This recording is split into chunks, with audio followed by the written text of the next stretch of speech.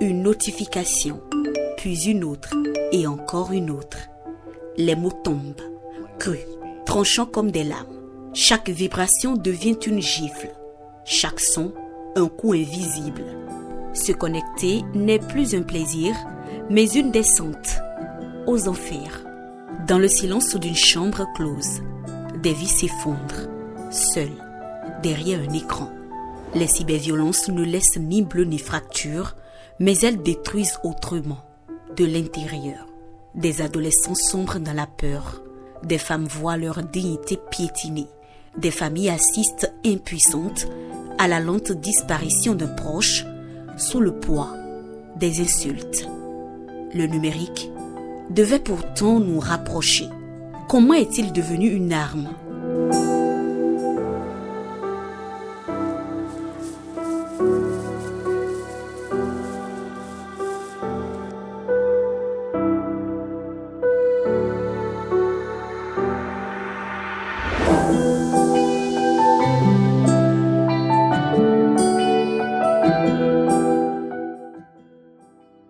Valdy voulait juste exister, crier, rire, partager. Puis un jour, elle a osé raconter une part d'elle qu'elle avait longtemps cachée, le viol qu'elle a subi étant enfant. Elle espérait du soutien. Elle a reçu une tempête.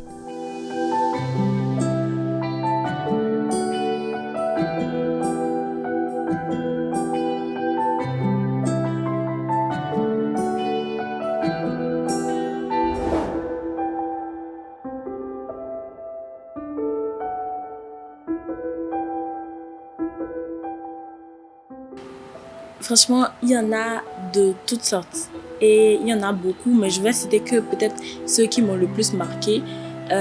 C'était la sexualisation. Certains, quand j'ai raconté mon viol, certains m'ont dit qu'avec le corps que j'ai, c'est normal qu'on me viole. Certains ont critiqué ma poitrine, ils ont dit que ça ressemble à des ficelles qu'on attache à un arbre pour grimper. Enfin, il y a tout plein de... Donc ça va aller dans la sexualisation, des insultes. Chaque mot l'a déchirée un peu plus. Elle a cessé de regarder dans le miroir. Elle a envisagé la chirurgie pour correspondre à ce que les autres exigeaient d'elle.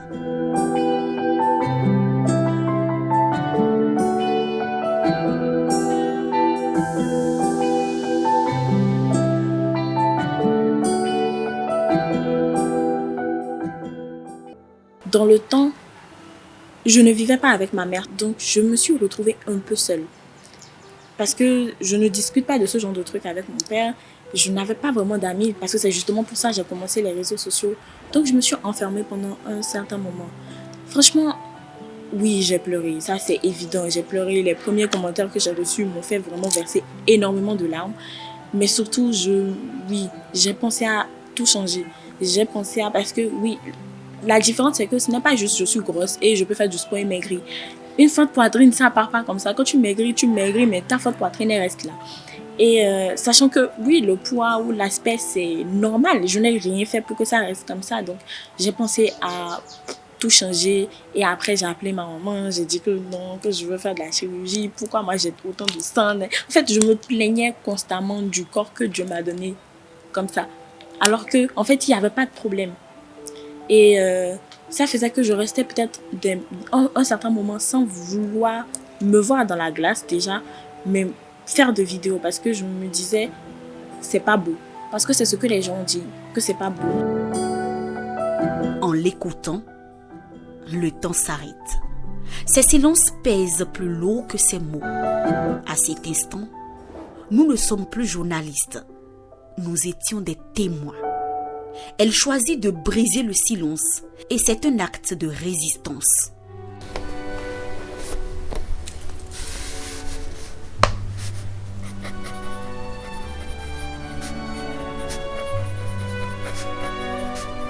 À quelques rues de là, Stéphanie accueille au sein de son cabinet à revivre celles et ceux que le web a broyés. Psychologue clinicienne, elle soigne les blessures qu'aucune radio ne peut montrer. Une jeune qui fait la première année, vu qu'elle est déjà présente sur plusieurs réseaux, On lui dit que voilà, elle a beaucoup de partenaires sexuels, elle n'est pas digne de confiance, elle fait trop la chichi, et puis voilà. Ça a été décrit sur Internet, ses camarades ont su, et elle ne vient plus au cours. Là, c'est que les parents aussi se sont mêlés.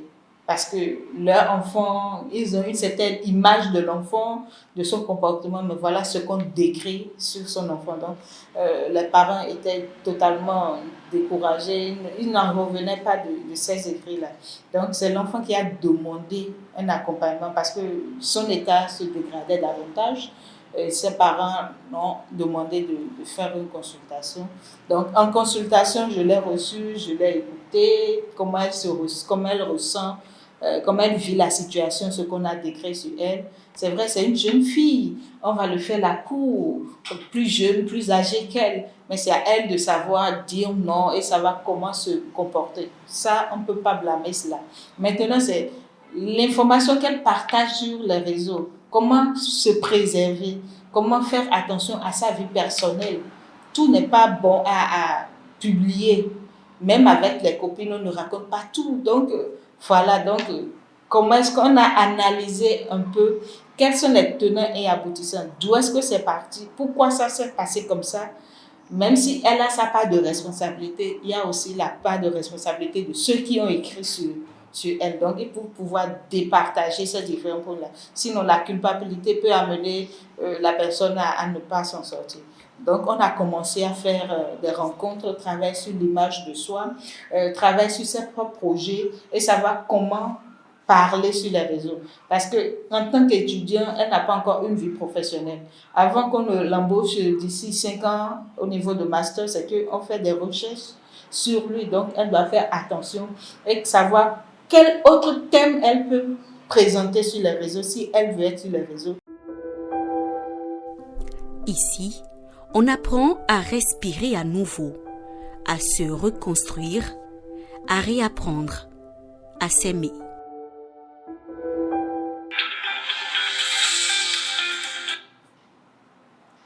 Allô, ici le cabinet A de Vivre. Allô? Bonjour. Bonjour, madame. Oui, bonjour madame. En quoi puis-je vous aider? J'ai votre numéro par le biais d'une association. Ok. J'ai été victime de cyberviolence et je voudrais prendre rendez-vous. D'accord. C'est bien entendu. Alors, dans ce cas, je vais vous proposer un rendez-vous. Et selon votre disponibilité, on se voit au cabinet ou on peut faire des rendez-vous en ligne. Lequel serait mieux pour vous? Je préfère venir vous voir au cabinet. D'accord.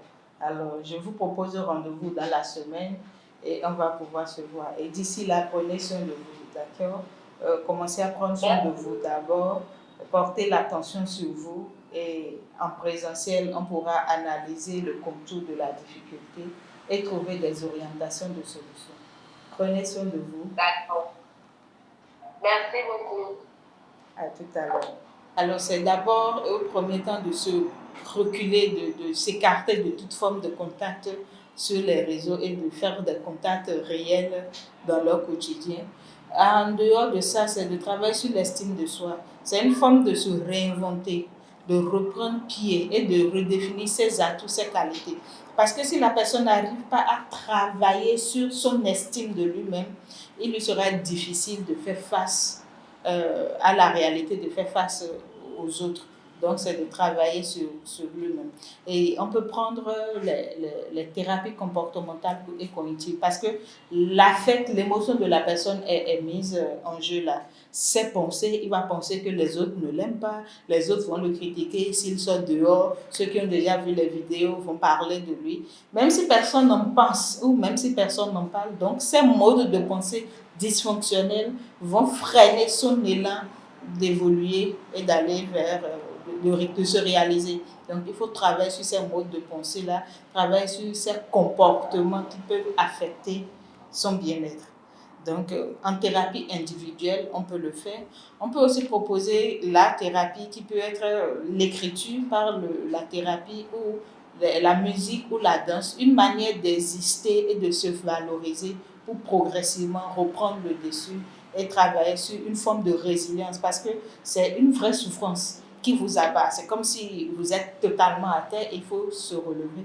Donc, il faut travailler sur une forme de résilience pour évoluer et reprendre pied.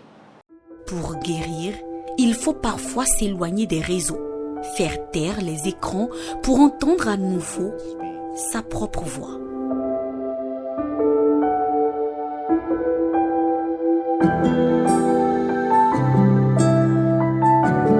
Selon un sondage de l'UNICEF publié en septembre 2019, plus d'un tiers des jeunes de 30 pays africains ont été victimes de cyberharcèlement.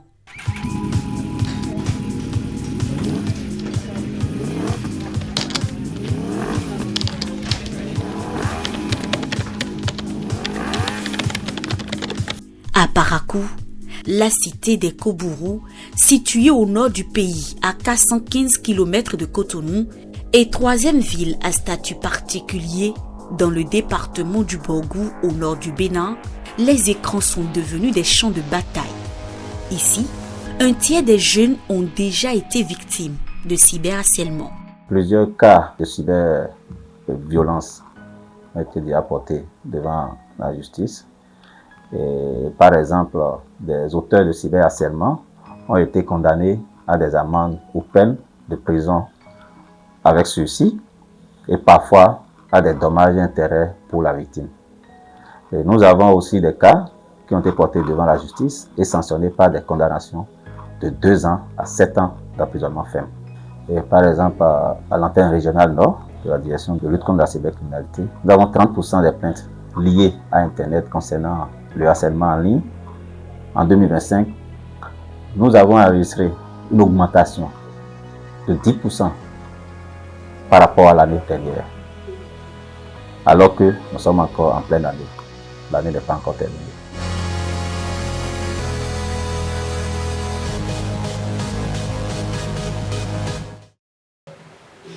Ici, c'est la permanence. Donc, quand un usager vient pour déposer sa plainte, il vient à la permanence. Le permanencier reçoit la plainte et il enregistre. Le permanencier enregistre cette plainte-là et envoie vers mon bureau pour traitement. Moi, je récupère cette plainte-là, j'affecte aux enquêteurs. Les enquêteurs commencent les investigations pour d'autres plaintes. Et il y a certaines plaintes, vu la sensibilité, on est obligé de demander l'appui du CENIN et on envoie cette plainte-là au CENIN. Le CENIN, Centre national d'investigation numérique, créé en 2023 en remplacement de l'OCRC, assure désormais la sécurité du cyberespace béninois. Là, par exemple, on vient de recevoir... Ah oui. C'est une plainte par rapport à une dame qui se fait harceler sur le cyberespace. Quelqu'un est en train de diffuser ses photos intimes dans le but de recouvrer de l'argent. Ça n'a pas de sens. De telles alertes, vous en recevez très souvent? Malheureusement, oui. Malheureusement, on doit recevoir des alertes de ce genre-là. Des dossiers comme ça, peut-être 4 à 5 par semaine. Wow. Oui.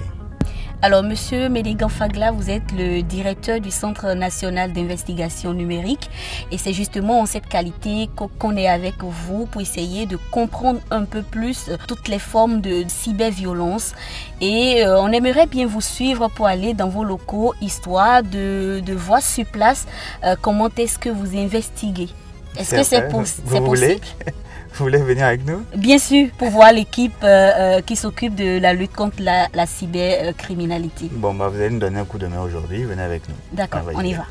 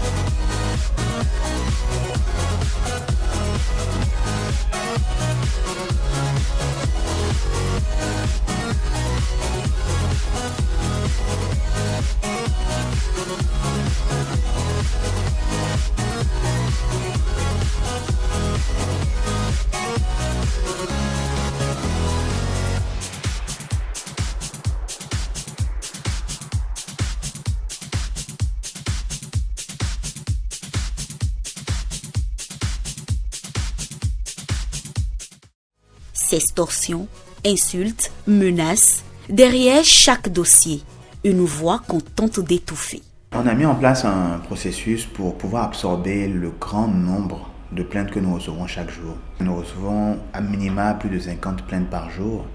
Et donc on est obligé de faire un triage vraiment sérieux avant de nous pencher sur les dossiers.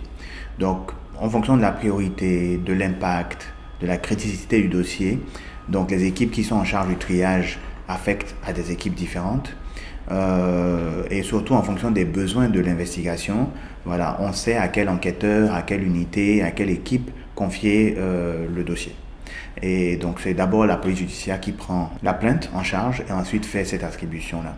Et donc après se suivent les investigations en fonction de là où il faut aller chercher. Et ensuite ça revient, n'est-ce pas, à la police judiciaire, donc à la direction de la lutte contre la cybercriminalité, qui va poser des actions sur le terrain par rapport aux présumés coupables, aux suspects, et ensuite mener la procédure jusqu'au parquet. La justice condamne, amende, peine de prison, dommages et intérêts. Mais pour le Sénine, punir ne suffit pas. Nous avons, en association nous participons avec l'ASIN, l'Agence des systèmes d'information et du numérique, à la campagne Pareil. La campagne Pareil est une campagne annuelle que nous faisons pour justement la protection de l'enfance en ligne, les dangers du cyberespace et la cyberescroquerie. Et justement, nous participons de manière active à véhiculer ces messages-là. Et je pense que désormais, nous avons comme intention, ou en tout cas comme volonté, de mettre dans l'exécution de cette campagne un lien fort avec les organisations de la société civile, donc les associations qui œuvrent dans ce domaine-là, pour qu'elles puissent être les relais de nos messages et que nous puissions donner de l'écho à leurs messages à eux aussi.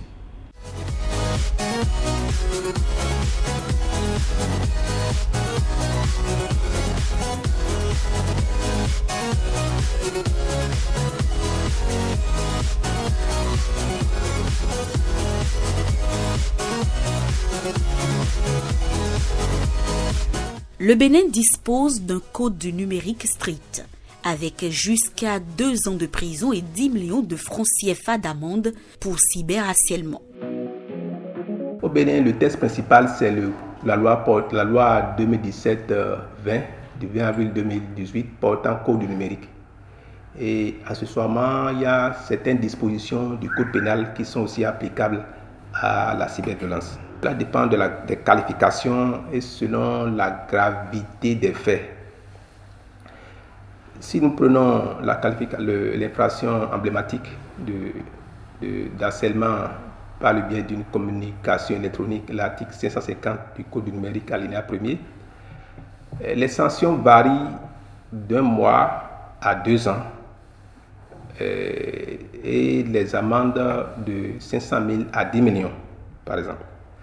Il faut dire que ces peines sont aggravées si la victime est mineure ou si la victime témoigne sinon à cause de son âge, par exemple, ou de son état de grossesse. Si la victime est vulnérable au regard d'un certain nombre d'éléments, ces peines sont aggravées. Mais les plaintes continuent d'affluer, comme une marée que rien n'arrête.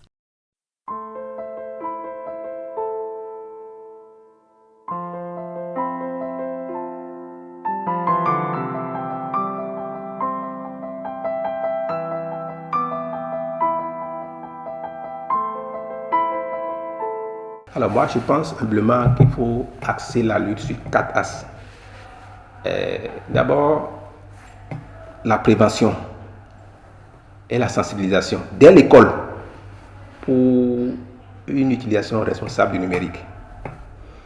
Deuxième axe, c'est la formation des magistrats, des avocats, des enquêteurs sur le droit du numérique. Une formation spécialisée. Troisième axe, il faut dire qu'il faut un guichet.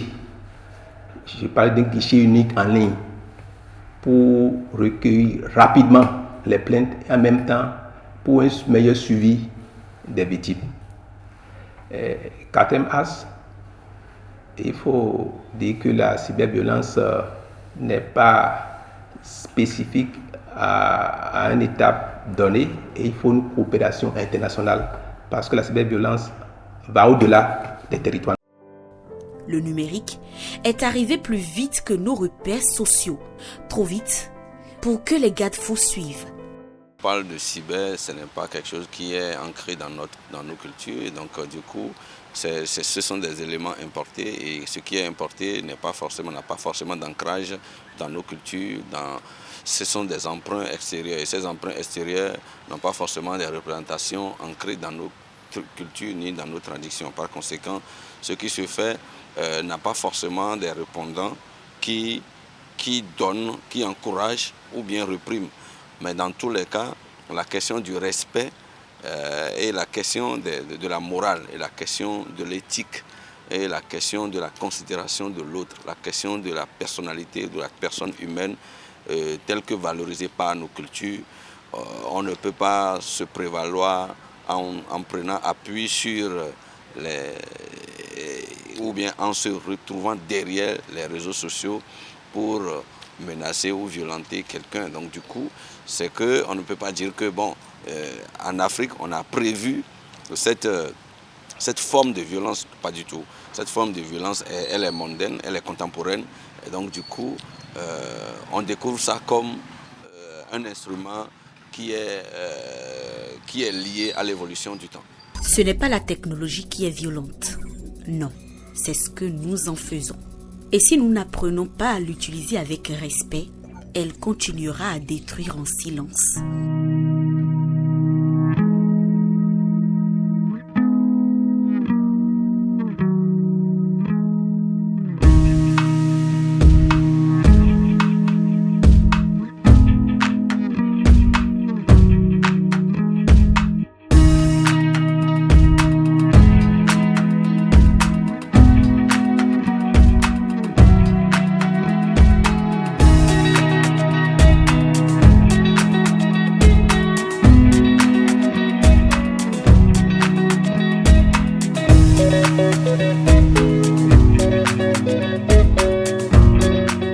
Et face au silence, des voix s'élèvent. Des web activistes dénoncent les violences. Des ONG éduquent aux bons usages. Des jeunes se forment pour devenir des boucliers numériques. La prévention devient un acte de courage, une manière de protéger les autres avant qu'il ne soit trop tard.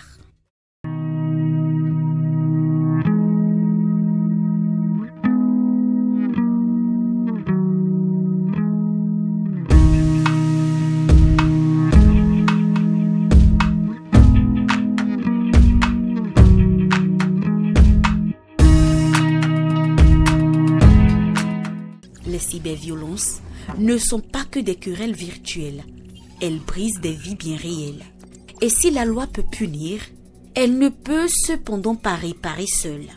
Nous devons éduquer, prévenir, tendre la main, écouter. Parce que derrière chaque écran, il y a une histoire, une voix, un être humain qu'aucune haine numérique ne devrait réduire au silence.